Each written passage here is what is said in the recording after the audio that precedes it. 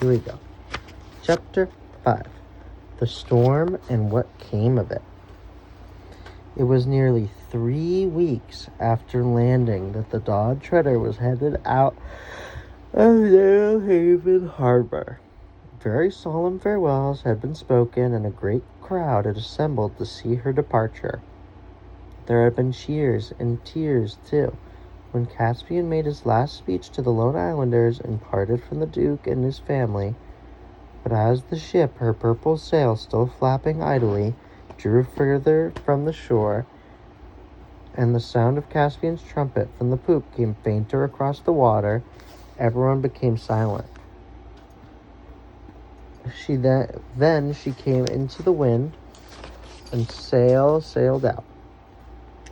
out, and tug cast off, began rowing back. The first real wave ran up under the Dawn Treader's prow, and she was a live ship again.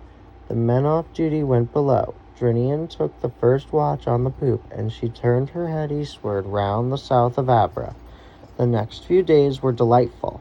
Lucy thought she was the most fortunate girl in the world as she woke each morning to see the reflections of the sunlit water dancing on the ceiling of her cabin and looked round on all the nice new things she had got on the Lone Islands. Sea boots and buskins, cloaks and jerkins and scarves, and then she would go on deck and take a look out from the forecastle out at sea, which was brighter blue each morning, and drink in the air that was a little warmer day by day. After that came breakfast, and such an appetite as one only has at sea. She spent a good deal of time sitting on the little bench in the stern, playing chess with Reepicheep. It was amazing to see him lifting the pieces, which were far too big for him, with both paws and standing on tiptoes as he made a move near the center of the board. He was a good player, and when he remembered what he was doing, he usually won. But every now and then Lucy won because the mouse did something quite ridiculous, like sending a knight into the danger of a queen and castle combined. This happened because he had momentarily forgotten it was a game of chess and was thinking of a real battle and making the knight do what he would certainly have done in its place. For his mind was full of forlorn hopes, death or glory, charges and last stands. But this pleasant time did not last. There came an evening when Lucy, gazing idly astern in the long furrow or wake they were leaving behind them, saw a great rack of clouds building itself up in the west with amazing speed. Then a gap was toward it, and a yellow sunset poured through the gap. All the waves behind them seemed to take on unusual shapes, and the sea was a drab or yellowish color like dirty canvas. The air grew cold. The ship seemed to move uneasily as if it felt danger behind her. The sail would be flat and limp one minute and wildly full the next. When she was noting these things and wondering at a sinister change which had come over the very noise of the wind, Drinian cried, "All hands on deck!"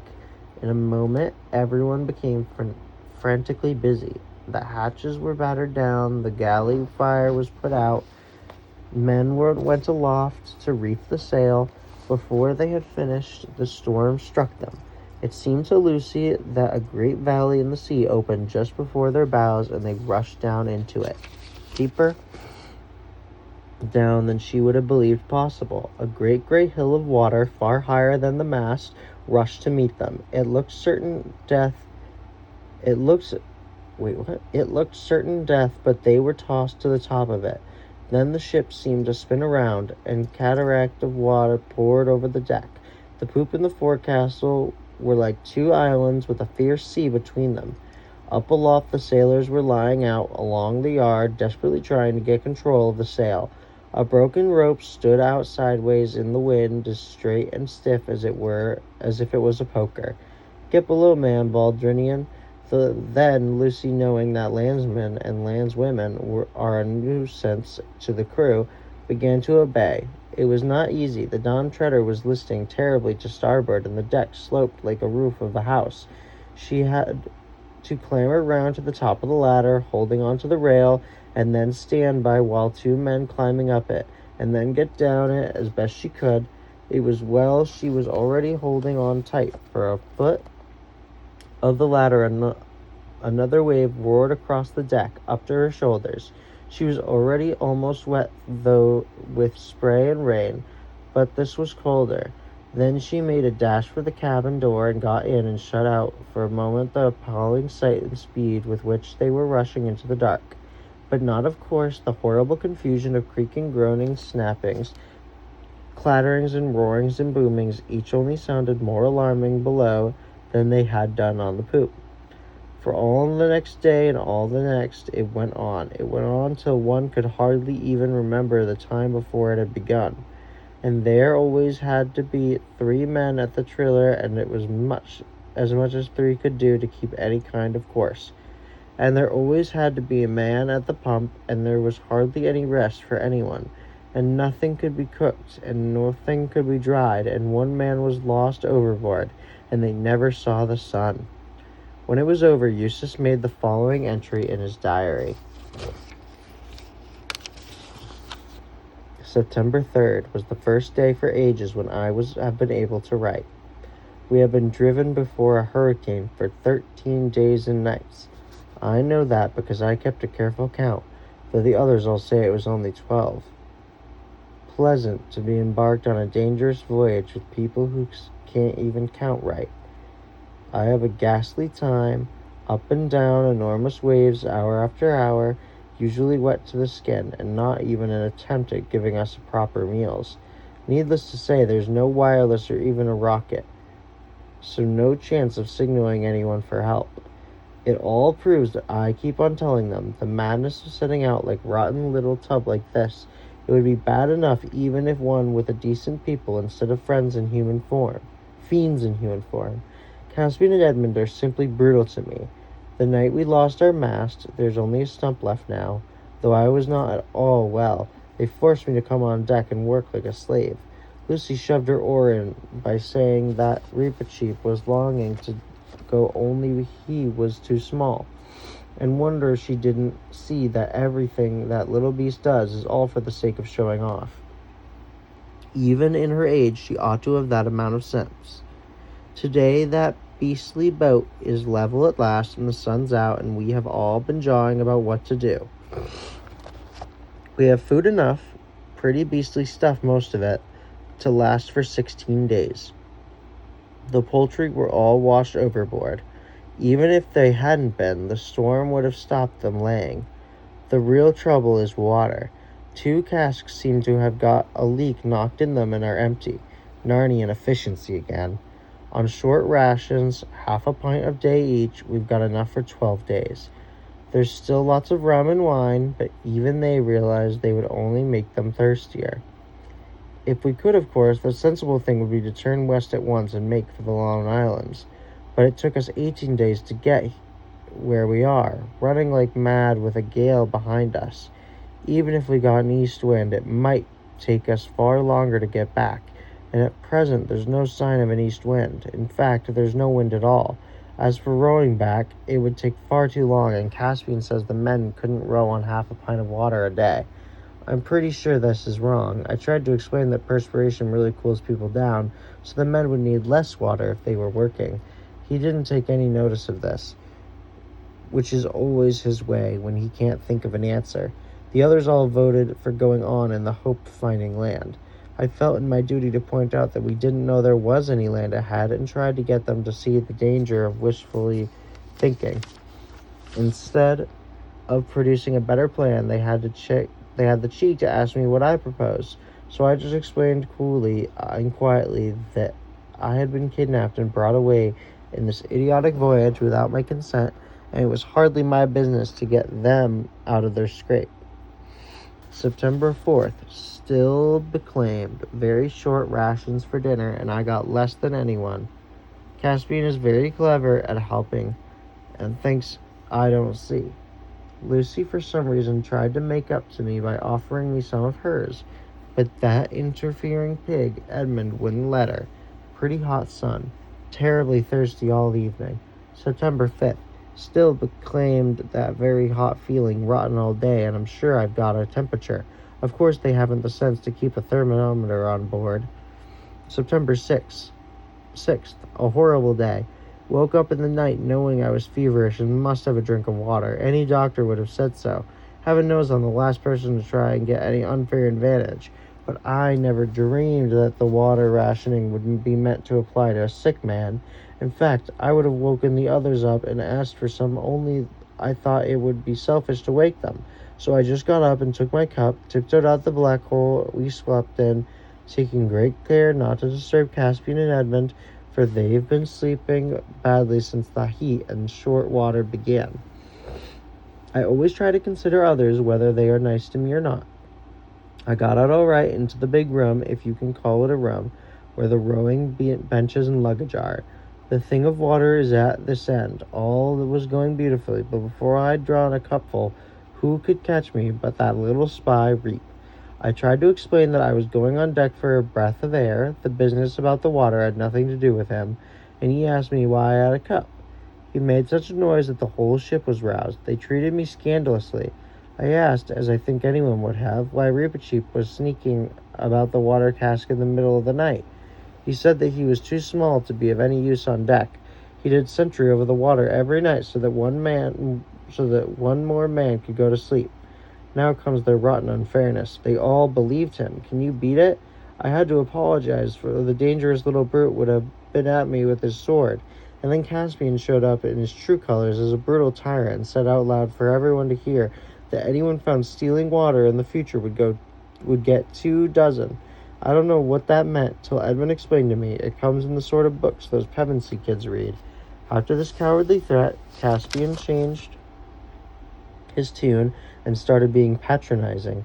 Said he was sorry for me and that everyone felt just as feverish as I did and we must all make the best of it, etc., etc. Odious stuck-up prig. Stayed on bed all day today. September 7th. A little wind today, but still from the west. Made a few miles eastward, but part of the sail set on the Drinian calls the jury mast. That means the bow set upright and tied, they call it lashed, to the stump of the real mast. Still terribly thirsty. September 8th. Still sailing east. I stay in my bunk all day now and see no one except Lucy till the 2 fiends come to bed. Lucy gave me a little of her water rations. She says girls don't get as thirsty as boys. I had often thought of this, but it ought to be more generally known at sea. September 9th. Land in sight. A very high mountain a long way off in the southeast. September 10th. The mountain is bigger and clearer, but still a long way off. Gulls again today for the first time since I don't know how long. September 11th. Caught some fish and had them for dinner. Dropped anchor at about 7 p.m. in 3 fathoms of water at bay in this mountainous island. That idiot Caspian wouldn't let us go ashore because it was getting dark and he was afraid of savages and wild beasts. Extra water ration tonight. What awaited them on this island was going to concern Eustace more than anyone else, but it cannot be told in his words because after September 11th he forgot about keeping his diary for a long time. When morning came with a low gray sky but very hot, the adventurers found that they were in a bay encircled by such cliffs and crags that it was like a Norwegian fjord. In front of them, at the head of the bay, there was some level land heavily overgrown with trees and appeared to be cedars, through which a rapid stream came out. Beyond that was a steep ascent ending in a jagged ridge, and behind that a vague darkness of mountains which ran into dull-colored clouds so that you could not see their tops.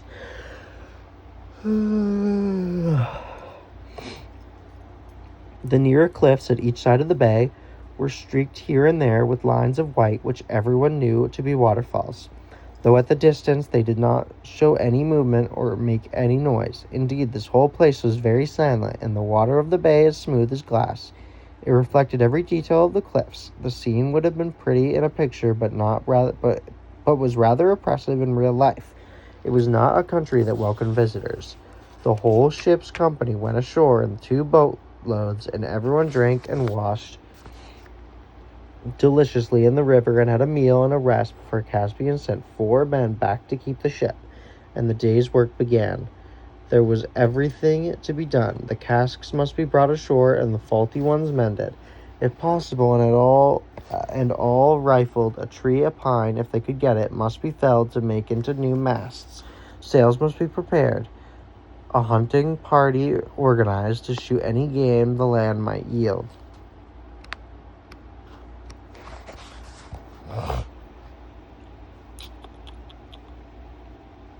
Clothes to be washed and mended, and countless small breakages on board to be set right. For the Dawn Treader herself, and this was more obviously now that they saw her at distance, could hardly be recognized as some gallant ship which had left Narrowhaven. She looked a crippled, discolored hulk which anyone might have taken for a wreck, and her officers and crew were no better. Lean, pale, red-eyed from lack of sleep, and dressed in rags. As Eustace lay under the tree and heard all these plans being discussed, his heart sank.